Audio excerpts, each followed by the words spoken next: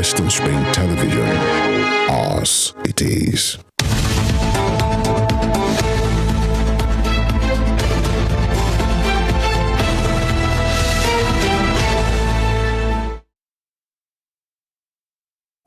All right, good morning and welcome to the show, Morning Spring on Westernspring Television, where we bring it to you as it is, when it drops, and from where it drops. We bring you current happenings. You know, this is a news and current affairs program. We'll bring you what's happening around you, bring you up to speed, bring you up to date, and give you understanding and insight into some of all of these issues as they affect you as a person living in Nigeria, or as a Nigerian living abroad, or anywhere in the world. My name is Emmanuel Ojadigele, and I welcome you to today's program. It's Thursday, is it Wednesday rather? Oh, well, I mean tomorrow already, I live in the future. It's Wednesday, the 31st of May, end of May, 2023. Absolutely. Yeah, end of May, just like that. This time tomorrow, God willing, will be in the half of the year. Wow, just like that. Good morning to you, wherever you are viewing us from, and we'd like to say thank you for always keeping faith with us and being there with us. Morning Spring, live on Westernspring Television. Tornado is my name. Let's get the business of the day started. Oh, well, let's get the business of the day started. You know how it is on the show.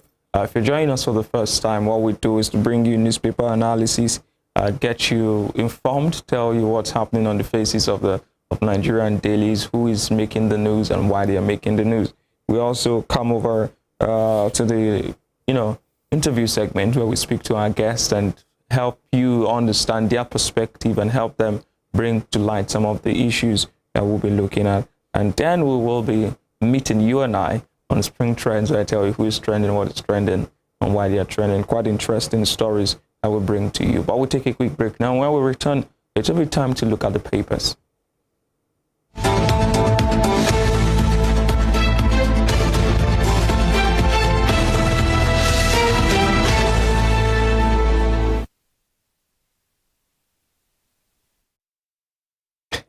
Okay, so welcome back to the show. It's still Morning Spring, and now we're starting with the papers for you. I love my tie this morning, quite colorful. As colorful as Nigeria is, at the moment. Yeah, number of things happening. Also, let's go straight to the papers. We'll start with the Punch newspaper this morning. The Punch newspaper's banner headline says, subsidy fuel sells 600 naira per litre, queues worsen as filling station shut. Page 2, on the right is that Tinubu, NNPCL, GMD, others meet, framework for removal underway. Federal government cannot fund subsidy again, owes NNPCL 2.8 trillion naira, says Kiari. Kwara Ekiti, Bayelsa governors orders warn marketers against hoarding. Queues for fuel at petrol stations at the Central Business District, Abuja, and Alausa, Lagos on Tuesday. These are the pictures that you can see right there under that story. But man, it's just immediately after the president's statement, just few hours after, this crisis erupted again. You see, I think we are the architects of our own problems as Nigerians, and most of us, we are also the set of people whereby we will always criticize and condemn government. Mr. President has just said fuel subsidy is gone. It's not been implemented. As yesterday, just as the newspaper is saying that Tinubu, NNPCL, GMD, others meet to figure. They are just meeting. They are just coming together to look, how do we get over this? The company the federal government is owing. It owns. That's the NNPCL. Look at how much the federal government is owing them. These are structures. These are things. This new government will sit back and look, where, how do we go about this? But before we know it, marketers have started doing all sorts. And look, it's very, very unpalatable, very, very unfair. This has not been implemented. It has not been. Is it about the profit you want to make as? I think it's the profit that's driving them, which is actually a terrible thing, No, this is outrageous. This is outrageous. Seriously. Well, we sincerely appeal to marketers to avoid hoarding and to stop selling at exorbitant prices. I mean, it's not been implemented yet. You're selling old stock. Old stock. You want to sell with the new price? No, about double or triple the price. I think I saw a video that's gone viral. I think it was in Ekiti State where the governor himself was sealing up filling stations. I think I heard Mr. Governor, Osun State Governor, as well as order that any marketer who hoards petrol will be, please, we will appeal. I think that will probably be more comfortable approach. Yeah, because that approach, if the task force go around to do these things, they find out that you've got fuel and you're hoarding it, or suddenly you've increased prices. When you give them 5 billion naira fine, they will know what it means. Those of us whereby we need this fuel, which is still at the normal price where we've been buying it. Yes, it's not been. There's been no removal of subsidy yet. That's the painful thing. If it takes time. Federal government, they need to know how much, what they will gain, how it will happen, the structure at which this will happen, and how it wouldn't affect you and I. It will affect at the beginning. Yes. We will feel the pain at the beginning, but subsequently, I feel it will ease out and we'll get. But not being said, within a couple of hours, we have queues back at the filling stations. It's very terrible. Very, very terrible. Seriously.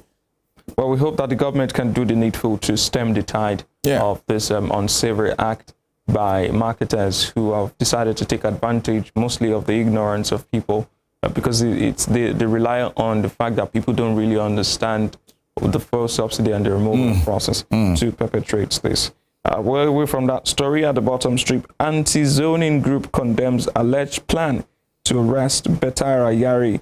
That's still talking about the National Assembly zoning, National Assembly leadership. They will be inaugurated in a couple of days, as in June of this year.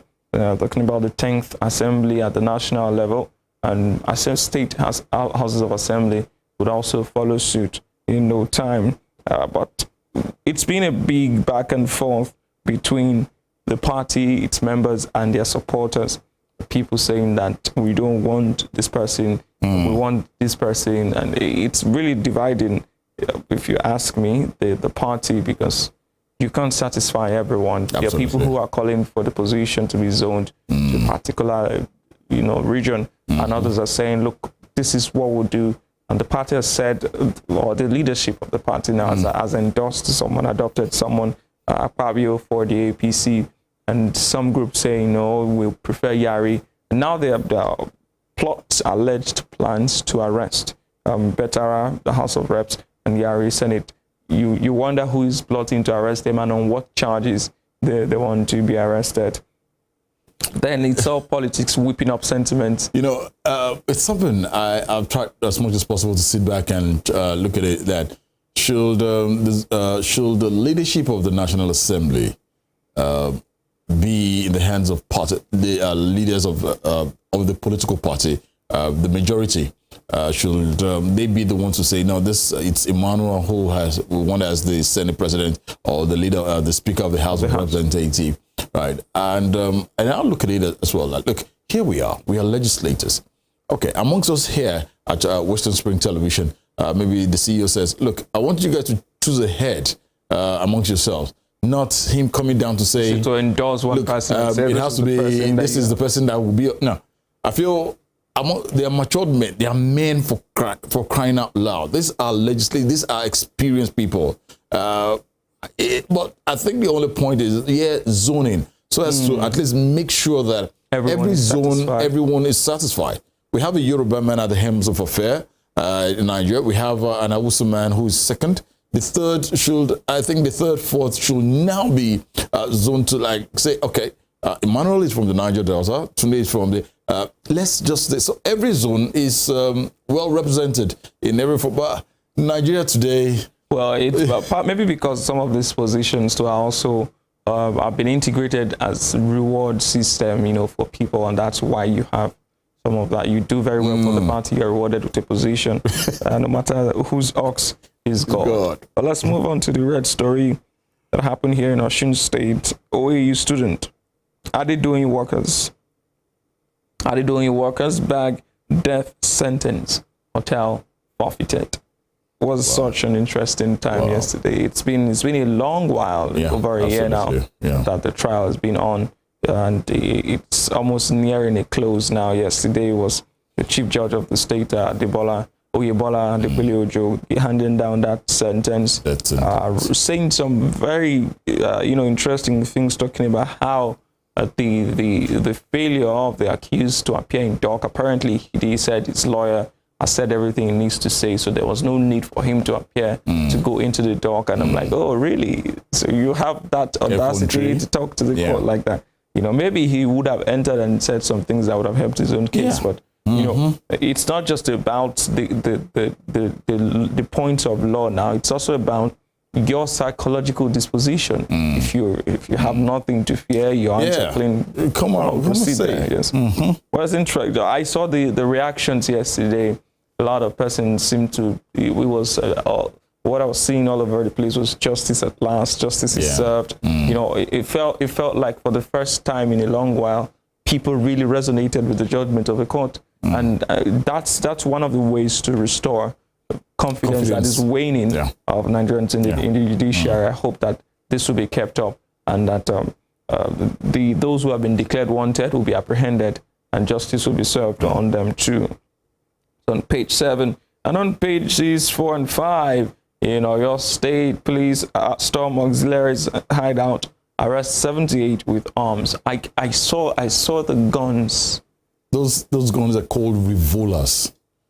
Revolvers. Look, if you're accustomed with rifles, I'm not. If you shoot one, it has this bullet. Maybe it's a 9mm one. It has this color. It can pierce through anything. That's the bullet is kind of like big. So whatever it enters. When I saw the loads of guns picked up from the house, you say, that's enough to start a paramilitary. Brother, a militia. The likes of us, whereby we're from that side of us, we came in from your state, and we've always seen what this man does when he's in town. And he goes with a convoy of military men, policemen, mobile policemen, escorts, and I look at him there. Who is he? A park manager?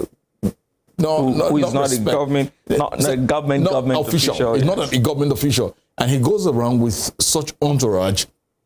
If you don't leave the road for them, they probably will smash your back screen or windscreen or your side mirror.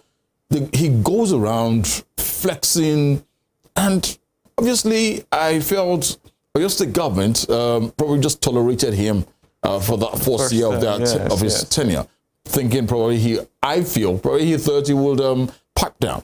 I remember the last administration before Governor Seyi Makinde of Oyo State took the helm of affairs. Late Governor Abiola Ajimobi tamed this young man. He was kept in prison for a while, and there was peace, there was sanity in Oyo State, Ibadan. But eventually he was released, and we felt, all right, probably he's a changed man. Seriously, he isn't a changed man. With him and his entourage and everybody. Look, this is a sane society, for heaven's sake. Why should I just, because I've got some boys behind me carrying unregistered rifles? Exactly. How do they get those weapons? Seriously. These are not just weapons where locally made weapons. Yes, sophisticated. These are sophisticated. I saw the videos yesterday. Revolver. When my mom actually sent the video to me, I said, this is what I do. This is my job. I've seen it. His house, it was destroyed naturally. I don't know what happened, because I think they said there was a moment of exchange of gunfire and stuff like that.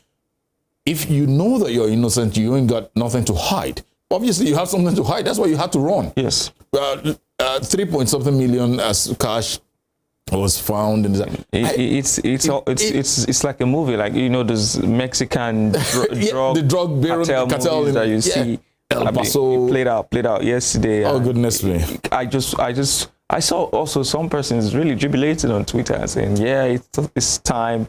It's about time. This should have come earlier. We're so happy. I'm like, is it terrible? There was a time, if you remember, I think it was in preparations towards, I think the 2015 election, when he actually threatened former governor of Ekiti State, yes. Ayo Delifayoshe, he was saying, if they burn you, come you know, I was like, looking at, what's that supposed to mean? Yeah, they all have, all these politicians, they all have all this set of people. But look, at the rate at which it's going in Nigeria, where they can lay their hands on anyone, on rifles, on this and that. No, he believes if he does anything in the battle, he wants to shake me. Yeah. Just as the Yoruba will say, that is, nobody can do anything. Repercussion. Nobody can touch him. But I think let's just keep our fingers crossed and see how what pans out from here concerning Auxiliary and his men. All right, very quickly, we'll go over to the above the nameplates there. Tinubu inherits over 16 trillion naira on completed projects. Oh my goodness. Hope he gets to complete them. Page 30, 11 trillion naira spent on moribund refineries in 13 years. It's coming from reps. And another landmark judgment yesterday from the court, page 16, the court okaying no work, no policy, no pay policy after the ASU strike that went on for a while last year, saying that if you did not have an agreement with your employer and you went on strike, you were not entitled to salaries. And that has been okayed. So all the lecturers who participated in that strike between that time frame will not be getting any of their backdated payments. And well, it remains to be seen if that will be challenged in court. But that's all on the Punch newspaper this morning. All right, let me take a couple of headlines as well from the Nation newspaper for this morning. Here, the big bold headline there: stock market gains 1.5 trillion naira on Tinubu's policy direction. Stock market gains 1.5 trillion naira on Tinubu's policy direction. And there's a writer to that story says gain is highest in 30 months.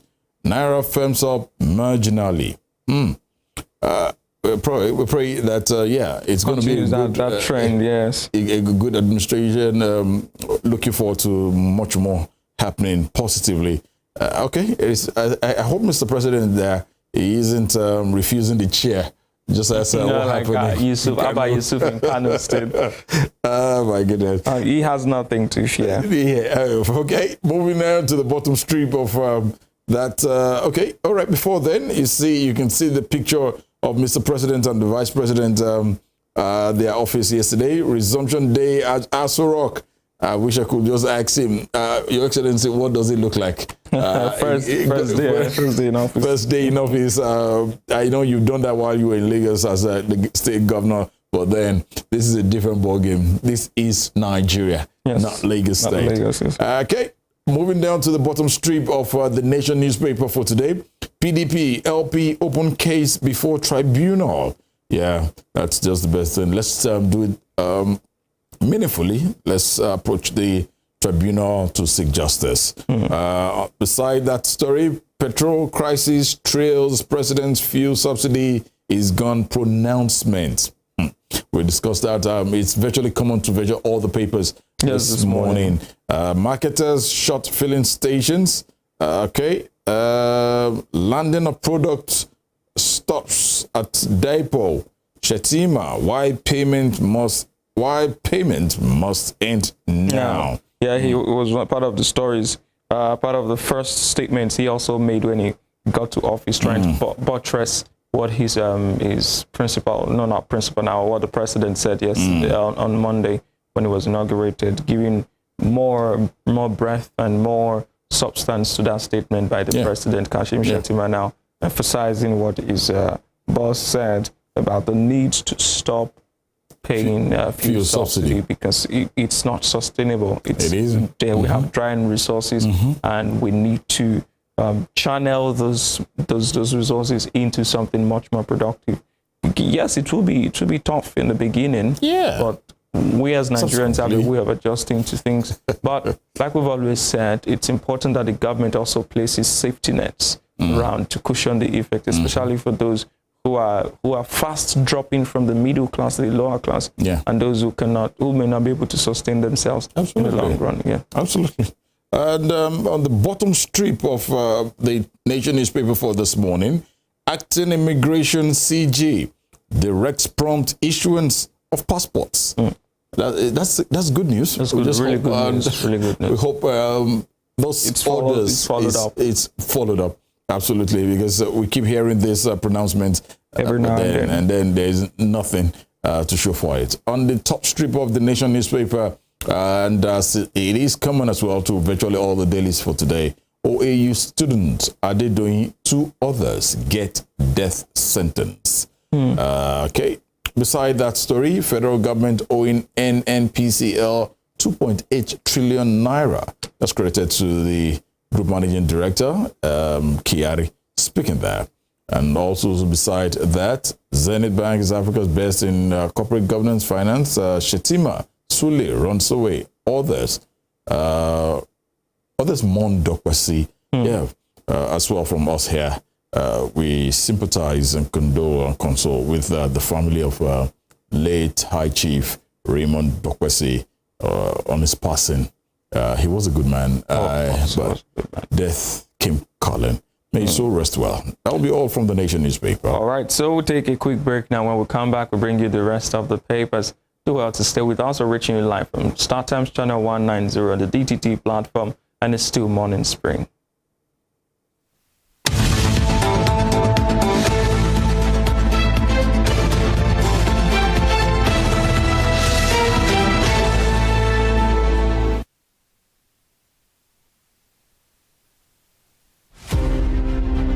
The name Adolf Hitler exudes a gale of bile from millions of people who were victims of his autocratic rule and love, from fanatical supporters of his imperial aggression. Born April 20, 1889, at a small Austrian town sandwiched between Austro-German frontier, Adolf Hitler spent most of his childhood in Linz, the capital of Upper Austria. As a very prominent stakeholder in the horrific events of conflicts in Europe, Adolf Hitler could simply go off as the sole mover of the Second World War. 40 million Jews were murdered in the gas chambers of various Nazi camps on the orders of Adolf Hitler. Thousands of Adolf Hitlers still live in Germany today, but the majority of them are elderly and were named before the end of the Second World War. As the name pales into vanishing rarity, 13 children according to official records were named Adolf Hitler between 2006 and 2013. Westernspring Television identifies Adolf Hitler as a major character in history. Ahmadu Bello, a Prince Royal, was born 6th of December 1910 at Raba Village, Sokoto, northwestern Nigeria. His father was a district head and heir apparent to the Sultanate throne from the house of Usmanu Danfodio, a religious and social reformer who brought the Habib dynasty under the Fulani Caliphate in the beginning of the 19th century. Ahmadu Bello raised the bar of political consciousness in participation when, in 1944, he engineered the establishment of the Northern People's Congress (NPC) as the first political party in northern Nigeria and the rallying point for politicians in the region before independence. History will not forget Ahmadu Bello for his charisma and political sagacity, which provided easy passage for his kinsmen to assume political and administrative positions in Nigeria's post-independence era. The distinguished elder statesman and Sardauna of Sokoto has his face on his country's 200 naira currency as a mark of honor to one of the architects of Nigeria's independence. Westernspring Television identifies Ahmadu Bello as a watershed character in history. This iconic African presents the narrative of a man destined to exert an imperishable global influence in Western education. His was a story of a freeborn, captured and sold into slavery. He was born in Oshogun, a native Yoruba village near Iseyin in Okeogun axis of southwest Nigeria. Samuel Ajayi Crowther was the foundation student of Fora Bay College, Sierra Leone, the foremost university where the pioneer set of native Africans were educated. Samuel Ajayi Crowther's greatest contribution to humanity was his translation of the Holy Bible into the Yoruba language. The man who authored the Yoruba dictionary was also credited with the translation of English classic hymns into Yoruba and the Ekwere languages. Samuel Ajayi Crowther's private residence in Badagry, incidentally, the first story building in Nigeria, is an Akaba museum dedicated to the memory of Africa's first bishop. Westernspring Television identifies Samuel Ajayi Crowther as a watershed character in history.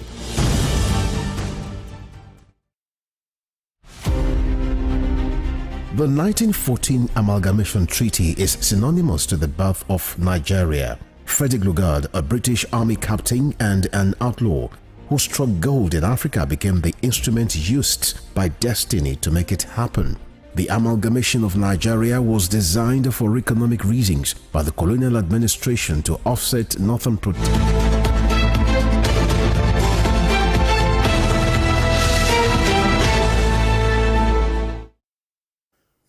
I love my producers a whole lot, most especially my director. It's fun, but then you're welcome back. It's still Morning Spring right here on Westernspring Television. We were serving you some of the headlines making the round from the various dailies that we have. We have been able to look at The Punch and The Nation newspaper. Let's move on this morning. And if you're just joining us, I'm not the only one in the studio. Emmanuel is suddenly quiet. Yeah, thank you for showing his face. Emmanuel is here. Yeah, I was just trying to go through some stories. Seeing some Femi Adesina story on the web, you know. Yeah. About him getting a new job after leaving government. I'm sure the phones will stop ringing now. Like Arabisala wrote the other time, when you leave government, your phones stop ringing. You're not relevant anymore. Nobody needs you. But again, let's go over to the papers. We resume with the Guardian newspaper this morning. The Guardian newspaper, banner headline, you have the pictures there of the struggle at filling station. See the queue, see the picture of those men there struggling. There's a woman sitting dejected and tired there, and there's a young man with 2 kegs, and you can see the vehicles on the queue. Morning after inauguration, nationwide chaos Spain as stakeholders seek caution on subsidy removal. As on page 6, you cannot have enough conversations on that topic. It's everywhere. Seriously. Newspaper stands, you know, on the faces of papers, on social media, in living rooms, everywhere. People talking about this removal of subsidy and its implications for Nigerians going forward. So let's move on from that. On page 3 of the Guardian newspaper, Tinubu reinstates sanity as DSS EFCC squabble over property in Lagos. As on page 3, I saw the statements, the directive given to the DSS yesterday by President Asiwaju Bola Ahmed Tinubu, trying to resolve the impasse between the EFCC and the DSS. I mean, all of these interagency squabbles, not necessary, if you ask me. You should find a way to diplomatically resolve issues. Seriously. Seeing as you occupy the same building or you're in the same street, you don't even have to be on the same street or in the same building. I mean, you have a duty to respect the Constitution, to respect the job you've been, given, and to respect Nigerians. Absolutely. I mean, shots were fired yesterday. I saw the video put out by Channels Television yesterday. So shots were fired and some, arguments and all of that. It wasn't something to wake up to on the second working day of the week. But, well, the president has intervened and normalcy has been restored. Page 3 still, PEPC admits 5 exhibits from OB printout of Beaver's result from Atiku. As on page 3, the presidential election petition quotes there admitting evidence or exhibit from the Labour Party candidate Peter Obi and that of the PDP Atiku Abubakar. I move on to Metro page 8, a story that we've been following and bringing to your notice about the murder of the MBA student Timothy Adegoke many some years ago, a number of months ago now, and the resolution of that case finally coming to light. The owner of the hotel, Ramon Adedoyin, getting that death sentence alongside hoteliers, to die by hanging. This is the conversations that we had on social media yesterday was, will the the governor sign that death warrant? Will he sign it? If he doesn't sign it, well, we'll get to see how that plays. But there's still people at large that the court has declared wanted, and I hope that those people are also brought to book. Now let's move on. Page 3 of the Guardian newspaper. Tinubu, Shettima resume in Aso Villas. Nigerians await official appointments. It's on page 3. Bowles welcomes Tinubu, records highest gain in 2 years. It's on page 16 of the Guardian. And just above those pictures of the, the squabble or the struggle at the filling stations, Population Commission, 200 billion naira vote and botched 2023 census. We're not, that's on the news analysis page, but we're not looking at the fact that millions, hundreds of millions, or billions, millions now, was allocated to conduct a population census. And all of a sudden, it's been postponed to further notice. It's extremely painful that such things happen in this country and people get away with them. Of course, get away with it. Heads don't roll. This, at this moment in time, it's not something, the planning isn't a thing that you start planning 1 week before what you want to do. It's not something 1 month, not even 1 year. They must have sat back to plan towards how will we do this. Funds will be allocated. There's a budget. You've placed it in front of the necessary authorities, and we're looking at about 200 billion naira. 200 billion naira, Emmanuel. They say we're about 200 million Nigerians. All right. If rather than conducting that census, you want us to share the money, no, let's not do this. Now, on the more serious note here, this is a large amount of money that can change the economy of any nation in the world. Yes. Certainly, if this doesn't happen, if the census doesn't happen again in 1 year, will these monies be returned to the coffers of the federal government? Well, that's a question for those in charge. I'm sure they will have their answers if you ask them. No, probably if a snake doesn't come into the office and swallow the money, or a monkey away. Okay, so on the last story there, on page 5 of the Guardian, court justifies government's no work, no pay rule against ASU. So if you participated in that election, in that, what's it called now? The strike action as a lecturer, know that you will not be getting any form of pay from the federal government. But that's all on the Guardian newspaper this morning.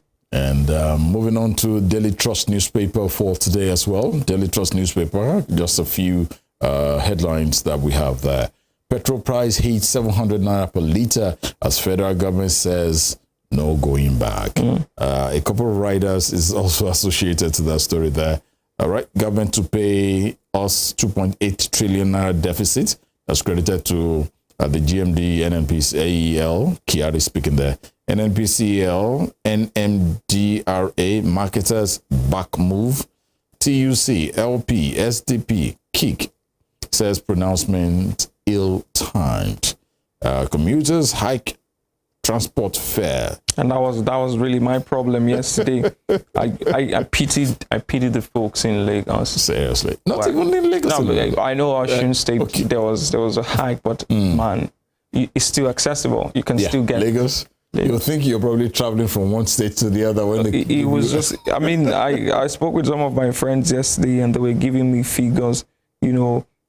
People paying as high as 500, 700 for a 2-minute ride. Somebody who wanted to do this cab hailing, one of the cab hailing services in Lagos, was to pay 10,400, for something, I think 20 minutes. The price had jumped and the person took. Am I buying a commodity?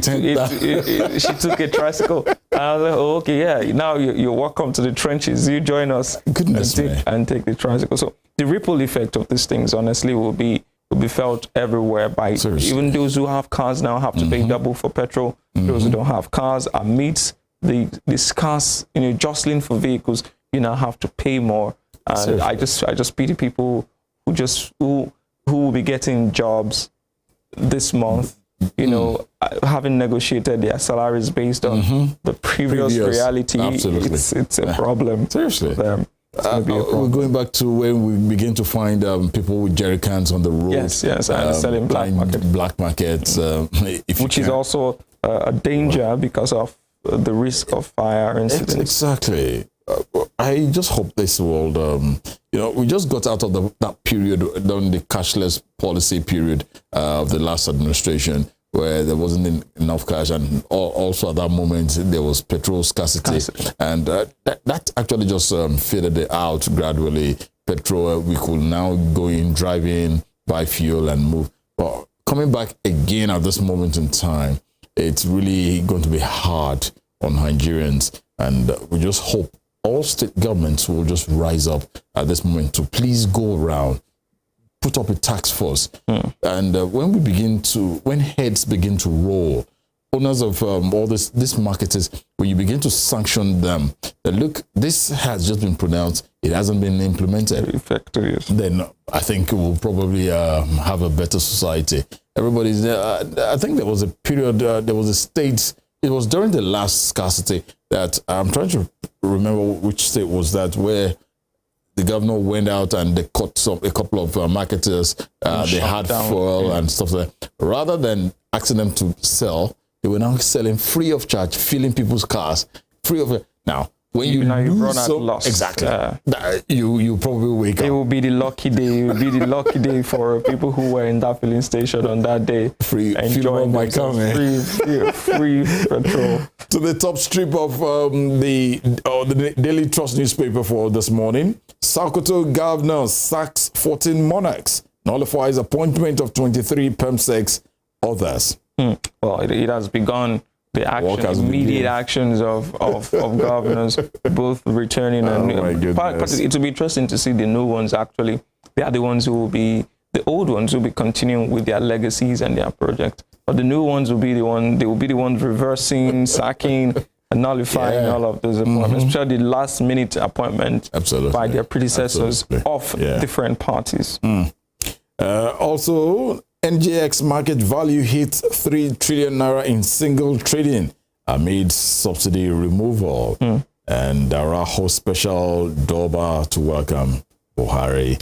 Oh, it was quite the sight yesterday. Yeah, very colorful. Even the son of the soil has returned after serving the country for 8 years. Dara will be playing host to lots of movement in the coming 4 years.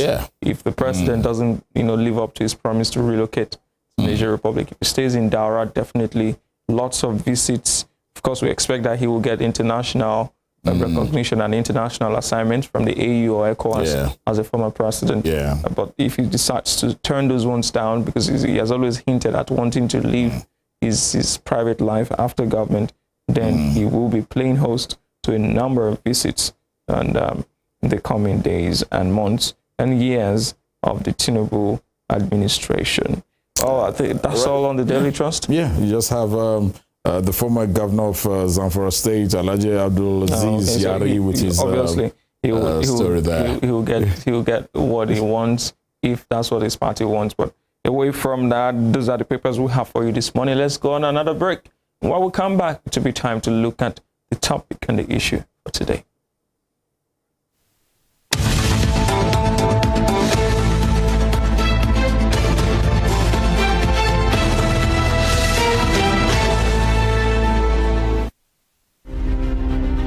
The British Empire was the largest and the most powerful in the world.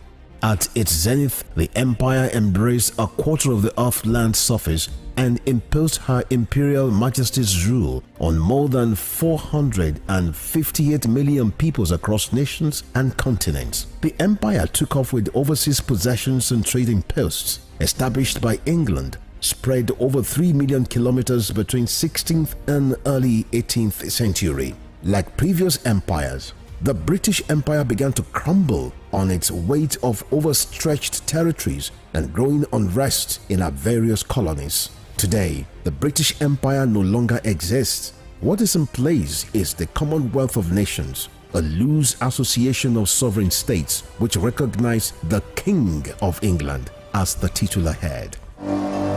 Westernspring Television identifies the British Empire as a watershed empire in history. Dramatist, playwright, and icon of Yoruba thematic arts, Duro Ladipo was born December 18, 1931 in Osogbo, southwest Nigeria. His clergyman father christened him Timothy.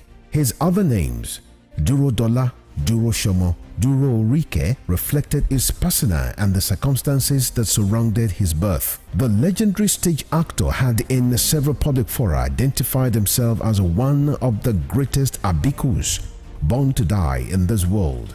Family records reveal how he was born and died 13 times. The intertwining names he bore thus lent credence to his spiritism. Duro Ladipo was one of the best known and world-acclaimed Yoruba dramatists to emerge from post-colonial Africa. His notable works Obakoso, Obawaja and Moremi took him beyond Africa to several parts of the world.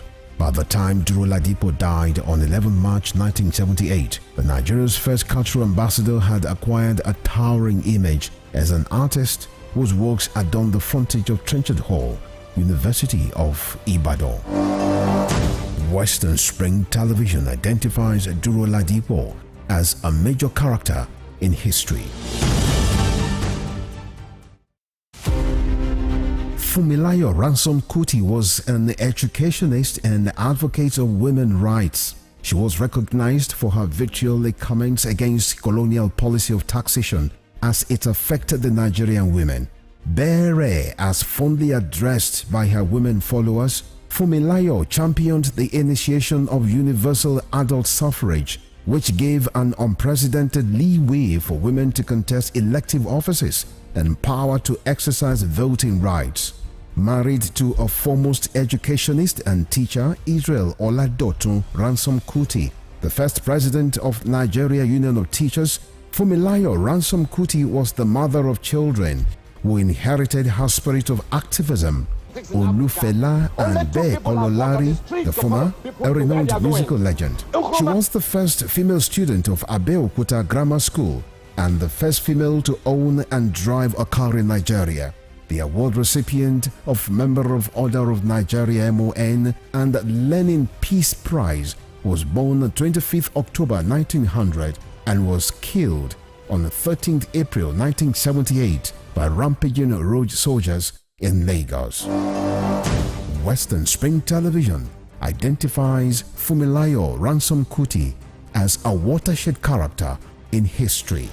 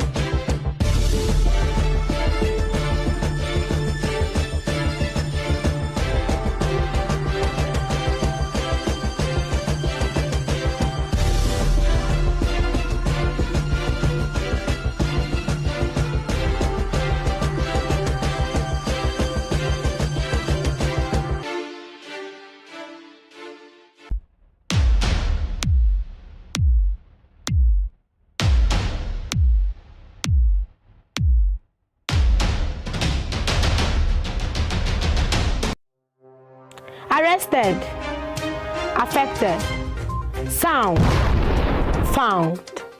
What do we see? What do we say? Flowing from a spring. A fact A to Z. Check and confirm. Ever expounding current events. Traveling down from the business gist to the globally arising happenings, to the sports news, to the bittersweet infos. Guided transmission, even diffusion, vast and fast, detailed facts are fled. Within seconds, Nuggets of words that flew across borders are fired. Stories short and long, wrapped in bundles of words, broken and dissected as it is, except misheard. This is the news as it is.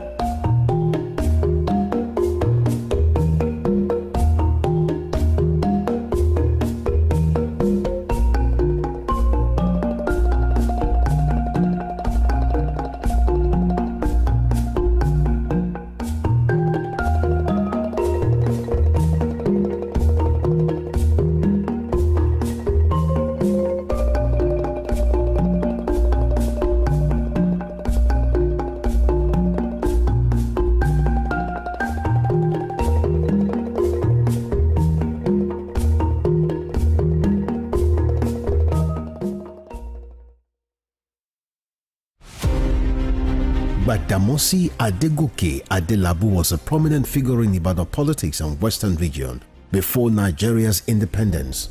He was a key founder of the National Council of Nigeria and the Cameroons, a political party that held lofty the torch of liberty for the two West African countries. He carved a niche for himself as a wordsmith and a creative speaker. The nickname Kwenkelemens was a natively corrupted version of peculiar mess, his bombastic English language style often used to score proceedings at the parliament. The author of Africa in Ebullition, a handbook of freedom for Nigerian nationalists, was Nigeria's Federal Minister of Natural Resources and Social Services between 1955 and 1956. He died in an auto crash on the 25th March 1958 at the age of 42. Westernspring Television identifies Adegoke Adelabu as a watershed character in history.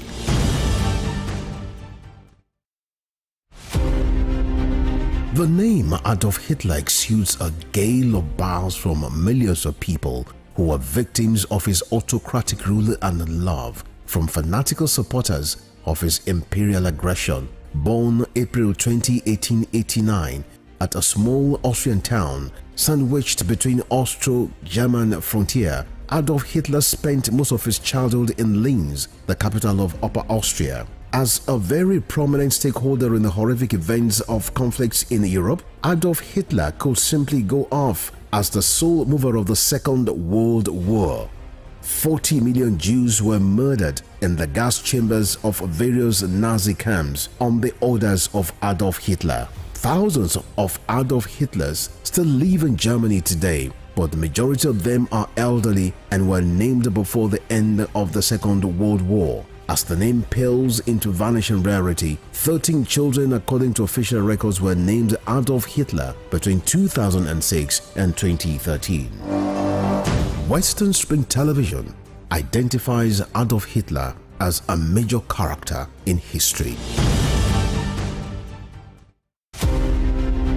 Ahmadu Bello, a Prince Royal, was born 6th of December 1910 at Raba Village, Sokoto, northwestern Nigeria. His father was a district head and heir apparent to the Sultanate throne from the house of Usmanu Danfodio, a religious and social reformer who brought the Habib dynasty under the Fulani Caliphate in the beginning of the 19th century. Ahmadu Bello raised the bar of political consciousness in participation when, in 1944, he engineered the establishment of the Northern People's Congress (NPC) as the first political party in northern Nigeria and the rallying point for politicians in the region before independence. History will not forget Ahmadu Bello for his charisma and political sagacity, which provided easy passage for his kinsmen to assume political and administrative positions in Nigeria's post-independence era. The distinguished elder statesman and Sardauna of Sokoto has his face on his country's 200 naira currency as a mark of honor to one of the architects of Nigeria's independence.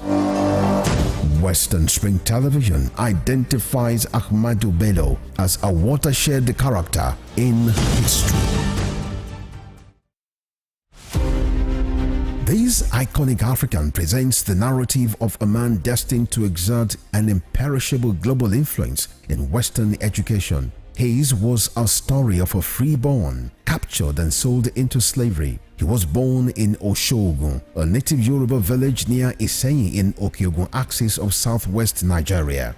Samuel Ajayi Crowther was the foundation student of Fora Bay College, Sierra Leone, the foremost university where the pioneer set of native Africans were educated. Samuel Ajayi Crowther's greatest contribution to humanity was his translation of the Holy Bible into the Yoruba language. The man who authored the Yoruba dictionary was also credited with the translation of English classic hymns into Yoruba and the Ekwere languages. Samuel Ajayi Crowther's private residence in Badagry, incidentally the first story building in Nigeria, is an archival museum dedicated to the memory of Africa's first bishop.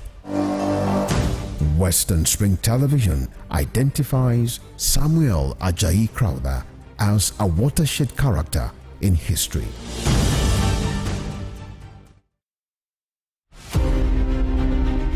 The 1914 Amalgamation Treaty is synonymous to the birth of Nigeria. Frederick Lugard, a British Army captain and an outlaw who struck gold in Africa, became the instrument used by destiny to make it happen.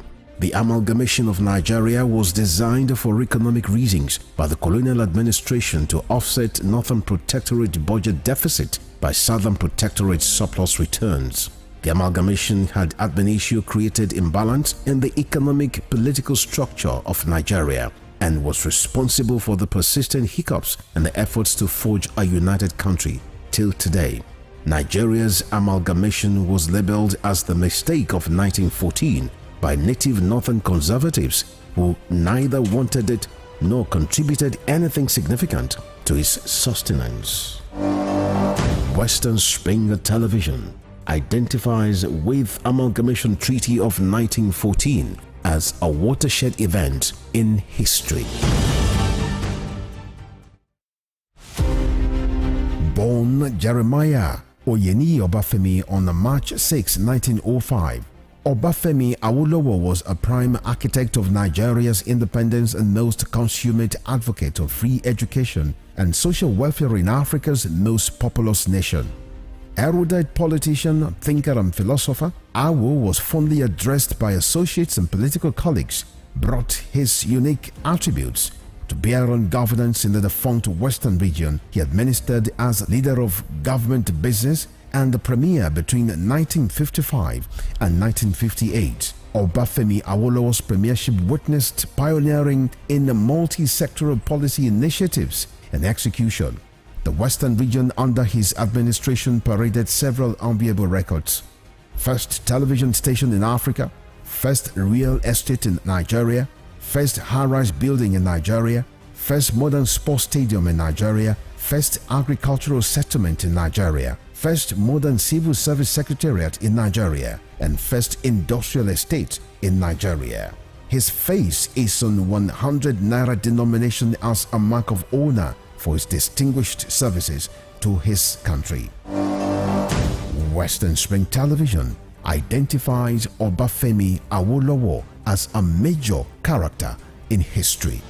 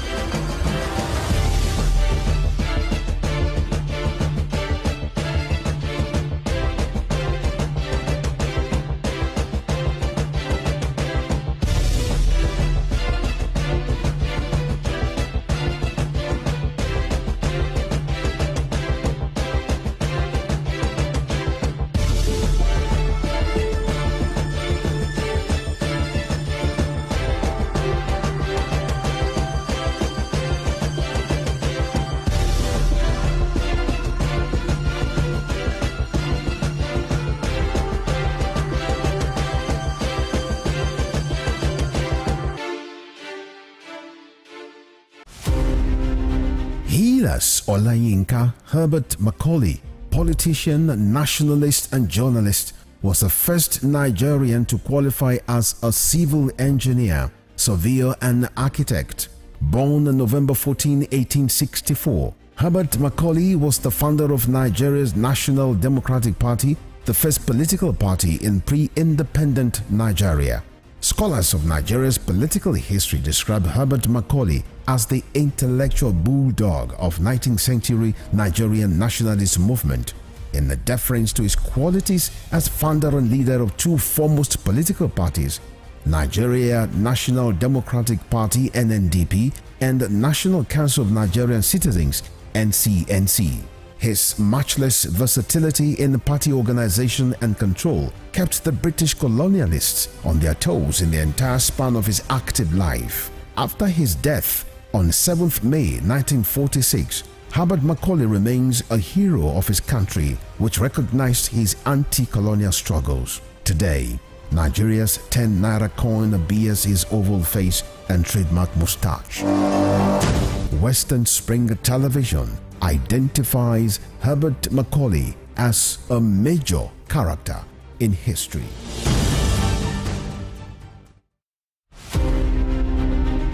The Berlin Conference of 1884 defined the configuration of Africa, which hitherto existed as a continent of multiple kingdoms and empires under native rulers.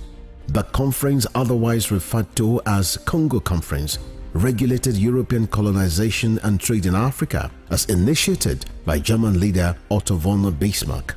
The Berlin Conference is often called the scramble for and partitioning of Africa, as each of the imperial powers carved separate portions of the continent for themselves without recourse to racial and cultural identities and differences. 137 years after the Berlin Conference was held, Africa remains a legitimized playground for European nations that sought to exploit its wealth and resources and manipulate its human capital to promote trades and investments of Western powers. Westernspring Television identifies Berlin Conference as a major event in history.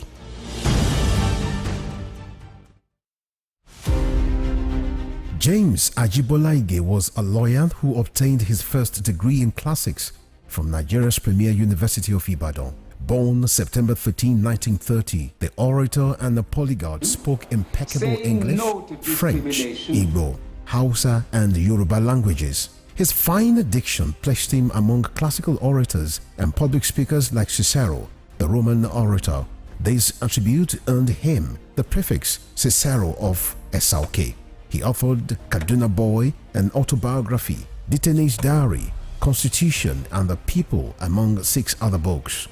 Bolaige was a colorful politician, elected governor of Oyo State in 1979 and appointed a federal minister in 1999. He was a pioneer founder of Afenifere, the Yoruba social-cultural and political group. He invested his political sagacity to propel the group to the height of political leadership and decision-making in the southwest of Nigeria. Bolaige was assassinated on the 23rd December 2001. His murderers are yet to be apprehended till today.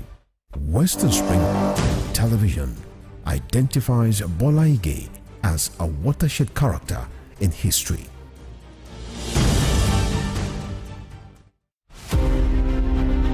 The British Empire was the largest and the most powerful in the world.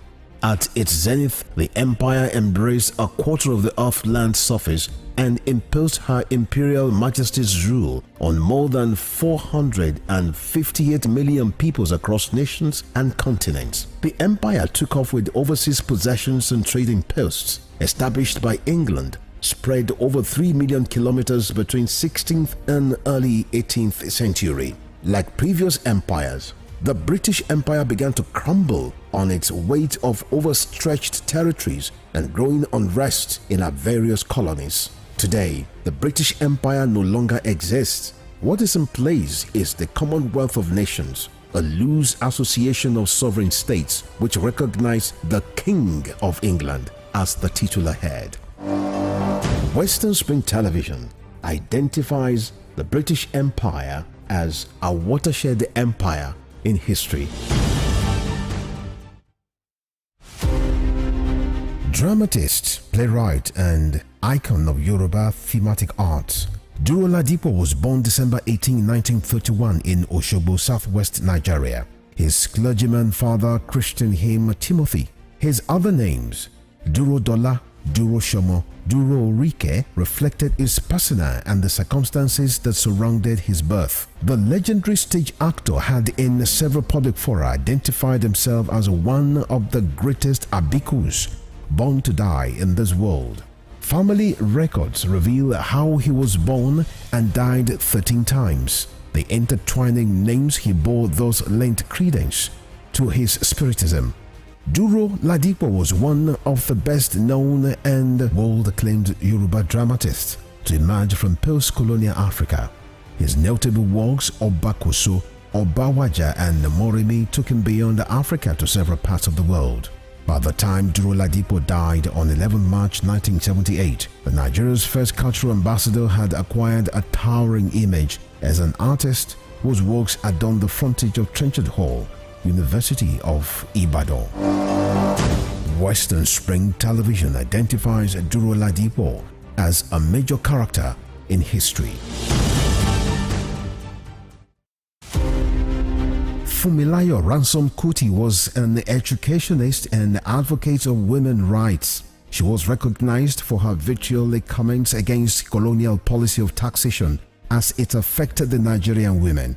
Bere, as fondly addressed by her women followers, Funmilayo championed the initiation of universal adult suffrage, which gave an unprecedented leeway for women to contest elective offices and power to exercise voting rights. Married to a foremost educationist and teacher, Israel Oladotun Ransom Kuti, the first president of Nigeria Union of Teachers, Funmilayo Ransom Kuti was the mother of children who inherited her spirit of activism. Olufela and Be Ololari, the former, a renowned musical legend. She was the first female student of Abeokuta Grammar School and the first female to own and drive a car in Nigeria. The award recipient of Member of Order of Nigeria MON and Lenin Peace Prize, was born on 25th October 1900 and was killed on 13th April 1978 by rampaging road soldiers in Lagos. Westernspring Television identifies Funmilayo Ransom Kuti as a watershed character in history.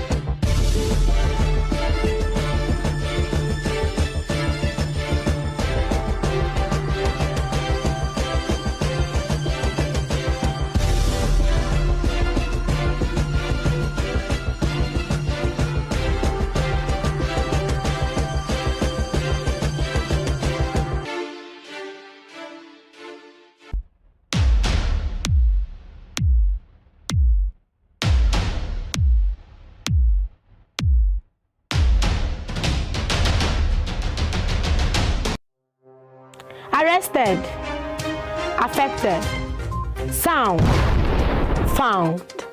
What do we see? What do we say? Flowing from a spring. A fact A to Z. Check and confirm. Ever is pounding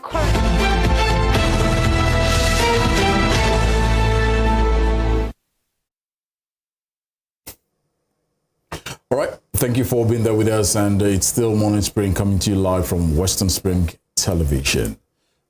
Just about a couple of hours after the pronouncement by the President, Asiwaju Bola Ahmed Tinubu, that fuel subsidy is gone during his inaugural speech.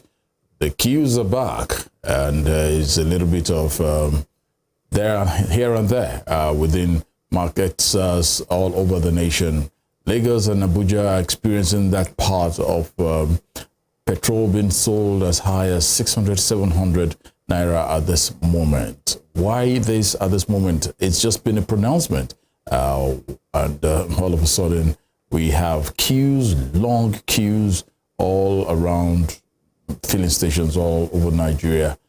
Here in Osun State, we are experiencing it as well. But we've had certain governors say, look, if you hoard fuel, you probably will be sealed. We've had actions coming in around Ekiti State and some of the other states at that. Let's look at, we'll be looking at actually that aspect of the president's speech where he said fuel subsidy is gone, and why are we having the queues at the various filling stations.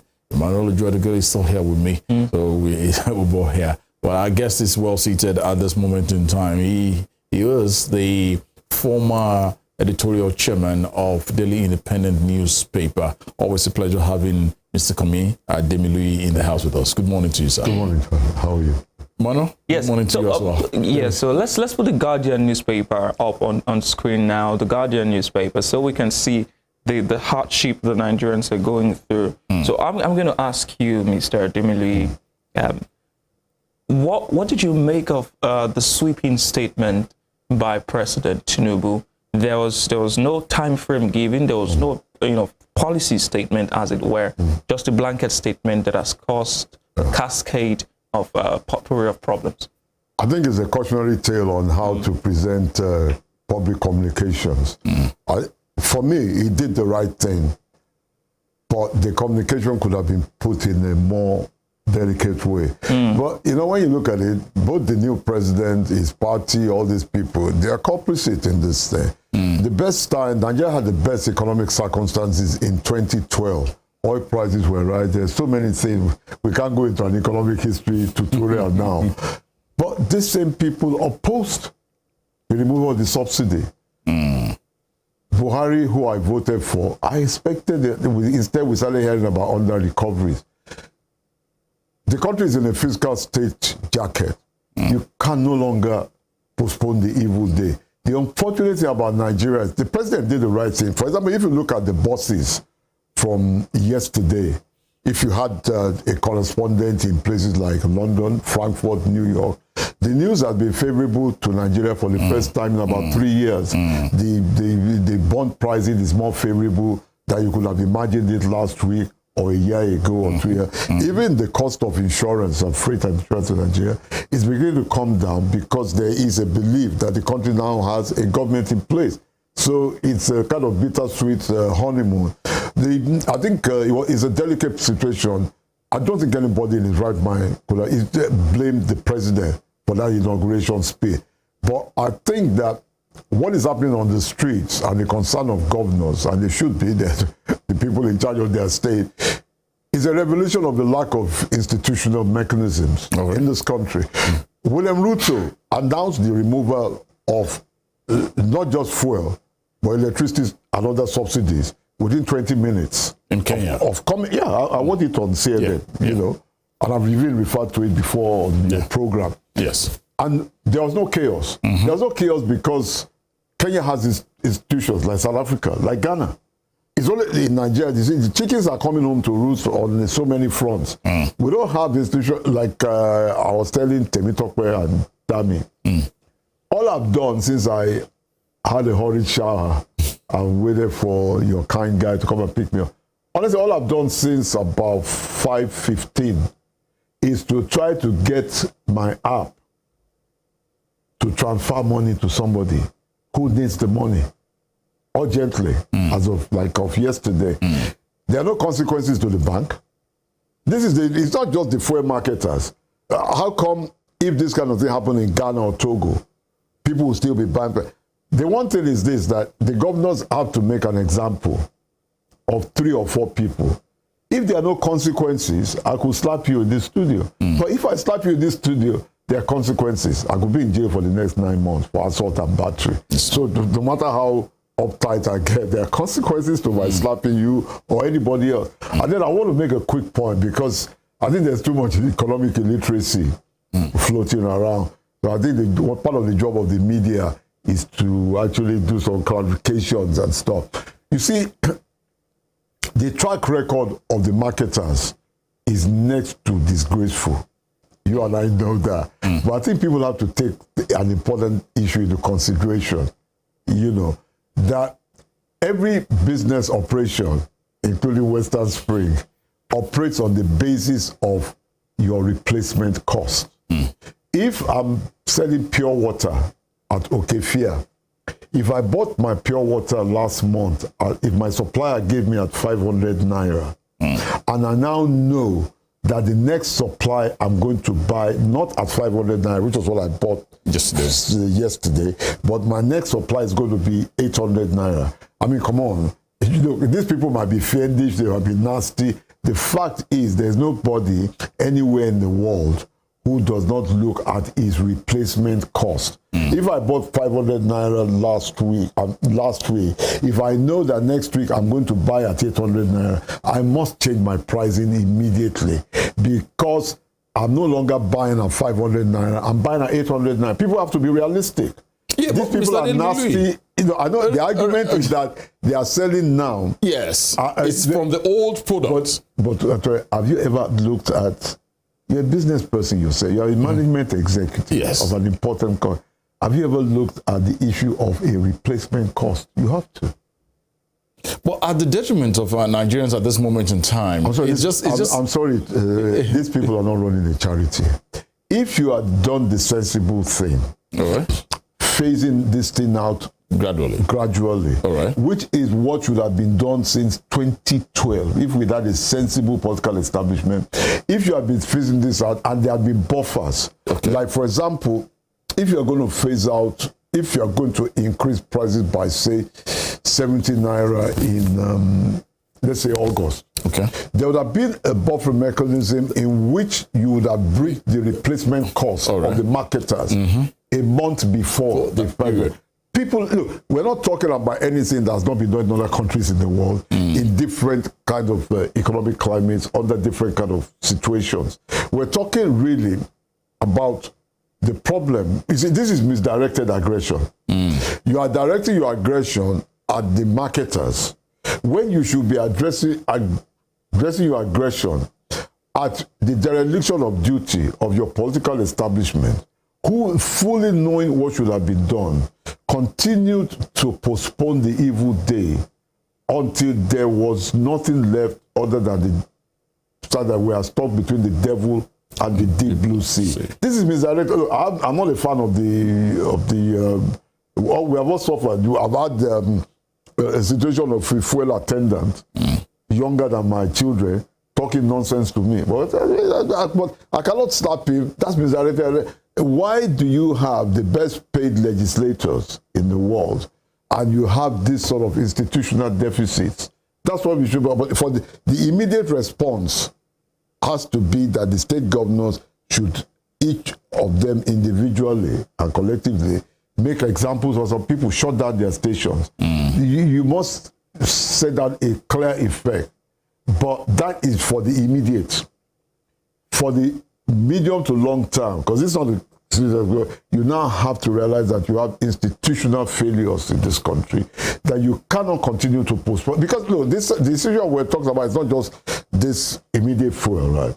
We're not talking about what kind of fuel prices are you going to have in August, because that would be pretty. Because let me put it this way: before we lynch the marketers, which I'm suffering in August, September, if the president shows resolve, I hope he's not stormed. If the president shows resolve, by August, September, you might have matched the destructive multiple exchange rates. That is going to, look, unless you're fooling yourself, right? If you match the exchange rates, by August, September, there'll be another increase in fuel prices. That is not Tinubu's fault, too. That, well, I mean, if Tinubu has to accept responsibility, it was part of the people marching in 2012. But leaving that aside, that is just because we postponed the evil day. The chickens have come home to roost. But between now and August, September, we must begin to bridge the institutional deficit. You see, I can play the populist card and say, let's go and beat up the marketers and send the troops in and force them to sell. But those are just temporary things. You have to face the fact that, like I said, why are you not reading this happening in Togo?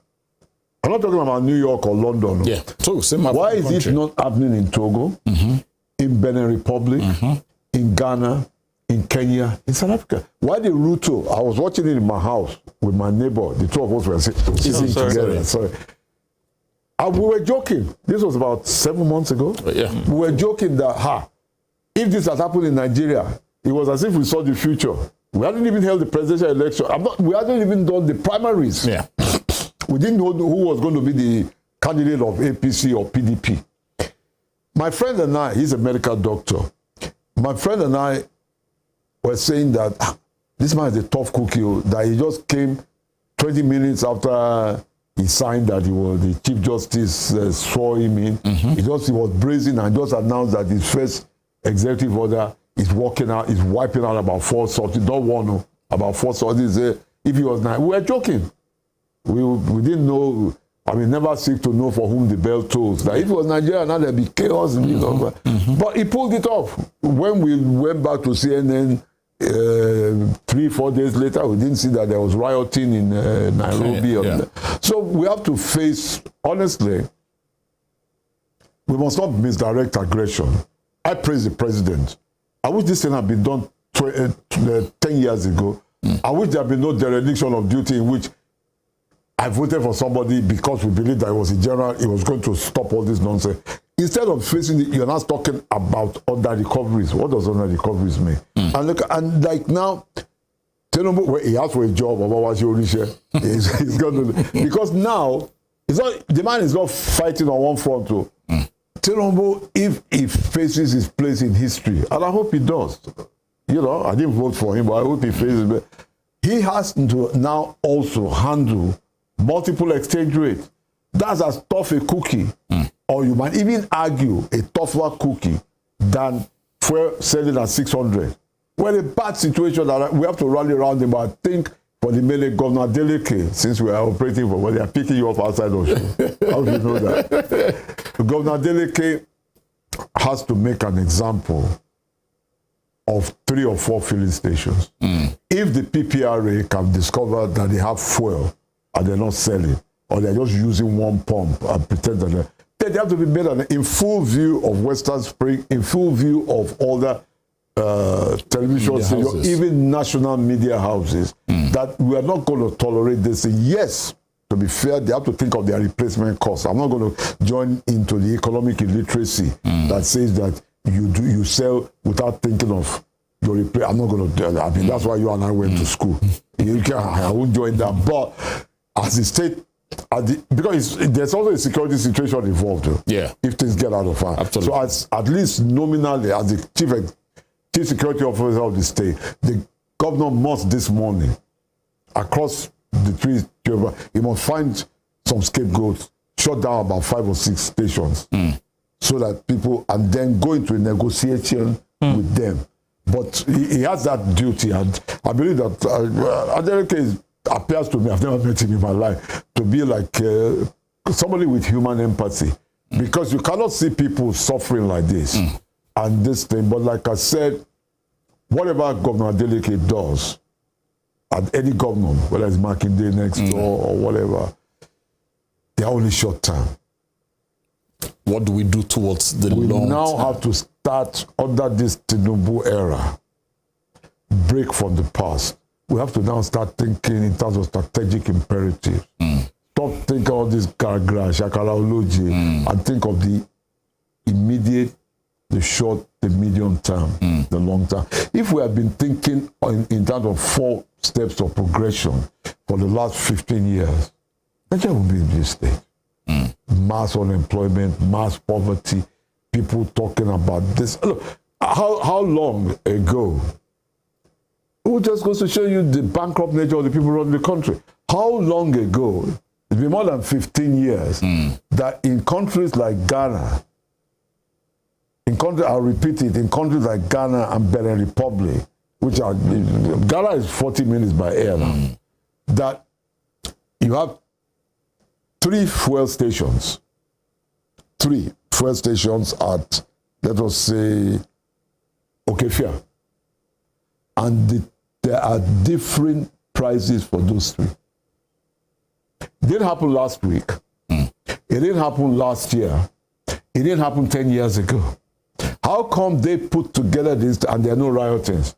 If I don't want to buy at Tunde's fuel station, I go to Emmanuel's filling station. It's my choice. Tunde can be selling for whatever reason, okay, at, let us say, for sake of, can be selling at 200 naira. Emmanuel might be selling at 250 or 230. It's my choice. Now you ask yourself, how come we run a country aground that this thing has been institutionalized in places like Ghana?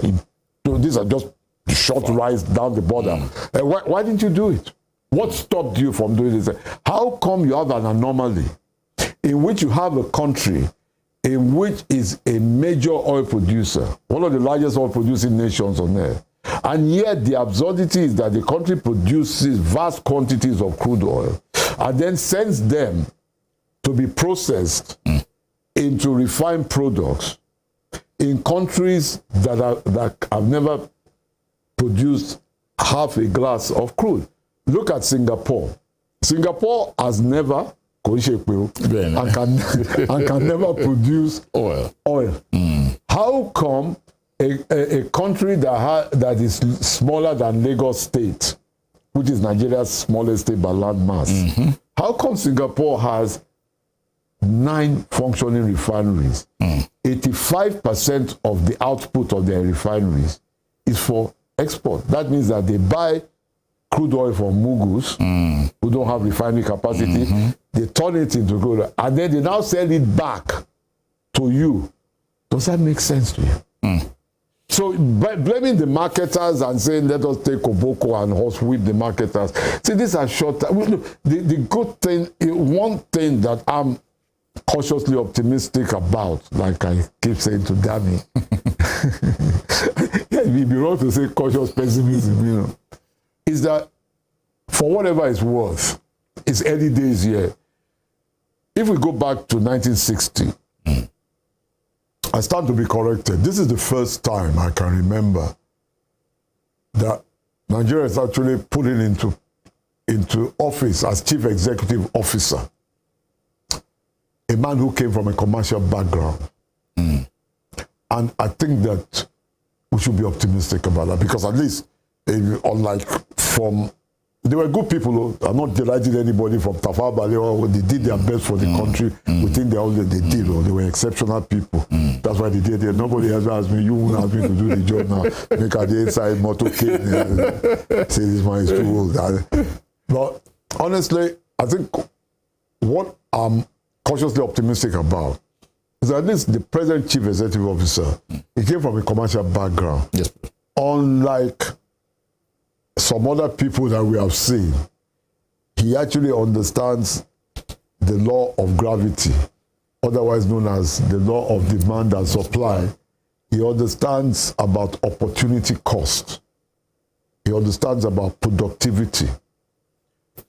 In my opinion, I didn't vote for anybody, actually. But in my opinion, unlike 3 weeks ago, I think I'm now cautiously optimistic, because that inauguration speech, you might have some defects about presentation, the use of language and stuff. But look, like I said, I was saying to Danny earlier on, like the daughter of a classmate, she's not even my goddaughter, a big girl now. She works stockbroking in London, and she phoned me about 2:30 Nigerian time. She was very excited, Said, Uncle, I said, what's happening? You want to send me some money? Said, no, that the announcement by the president, the new president, that working in the heart of the financial district in London, has made a terrific effect on Nigerian insurance, cost of freight, bond pricing. It's brought down the points which we were servicing at there, because people are now looking at this government that was sworn in only a few hours ago. She was talking to me yesterday about 2 o'clock. Compared to the way they were looking at Nigeria some few days, 2 weeks ago. Because she said that, when they all went for lunch earlier on, about an hour ago, they were all huddled into like what we might call a staff canteen. All right. And people were saying that, look, if this man is serious, and he couldn't have come onto television in front of millions of viewers at home and abroad and be peddling lies. But if this man is serious, that means that Nigeria is going to have a more realistic approach. And that realistic approach, it took immediate effect, because they were already looking at, for the first time in 2.5 years, bond pricing, that is the price we are paying for our debt, is coming down. Now you start seeing, if nothing goes wrong, that the price you are paying for a lot of imported goods will show a slight drop, say around about August, September. Why? Because the cost of freight and insurance is now more beneficial to you as a buyer of, let us say, sardine, which we don't produce here, that kind of thing. Because the risk factor after that Tinubu's inauguration speech, it gave people, because I mean, these are the things when you're going to insure your goods, like the insurance for Nigeria is different from that of Togo, Ghana. But now that just that speech, the statement of intent, it showed that look, this, because what we have been living in, that was what she was saying. Brilliant young girl. I hope you interview her when she comes for holiday. You like her. Because what she was pointing out, and I agree with her, is that the reason why we are here, there's chaos on the streets, is because we have constructed an alternative reality. By constructing an alternative reality, a country has, it's stranger than fiction, this country loses 8 trillion naira from a totally unjustifiable oil subsidy benefiting less than 50,000 people. After that, your math is better than mine. After that 8 trillion naira down the drain, that's 8 trillion naira worth of infrastructure, education, doctors and stuff. You now have 6 trillion naira down the drain because you cannot unify your exchange rate. Look, multiple exchange rate means that my party man today is governor of the central bank or a high up official or worker. I said, Amola, so you give them another. You give me $5,000 every Monday morning at the official rate. Mama, it's not going to use up very well. I won't take me 15 minutes to change it. What is the difference between the official rate and the black market rate is 736? Official rate is about 300 something, 400. Now, if somebody gave you that, just $5,000 every Monday morning, if he does that as a party man, as man, no man, for 2 years, you don't need to work again. Absolutely. For life. Absolutely. I'm not even talking about somebody of my age group. I'm talking about somebody of your age group. Do the maths on your calculator. You see, this is the kind of destructive economy we have run. These things were covered up by the political establishment, whether they were APC, PDP, Labour, and the labor unions themselves. They all covered it up. They all created an alternative reality. The issue now is that the chickens have come home to roost. Tinubu is between the rock and the hard place, and it is admirable. He's not blameless, but it is admirable that Tinubu has now said that my place in history is to care. I hope I'm not reading him wrong.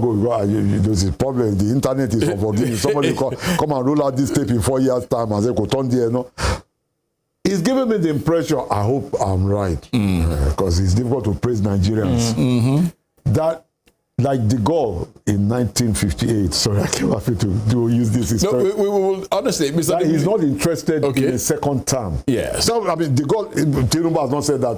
But why, the reason why the first 6 months of Charles de Gaulle in 1958 changed the course of not just French, but European history was that it was obvious, and he said so, that I don't give a damn about the second term.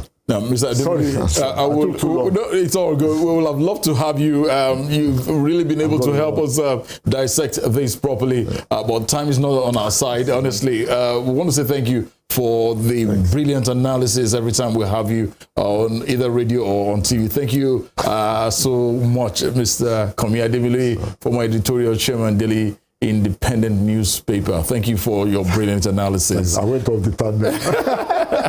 Thank you so much, always. All right, Morning Spring continues with Morning Trend, Spring Trends with Emmanuel, who will be doing justice to that very, very shortly. But I will step aside. I'll be back again tomorrow morning. I want to thank the entire transmission team for this belt. Tunde Dowu remains my name. Please stay with us. Okay, to me.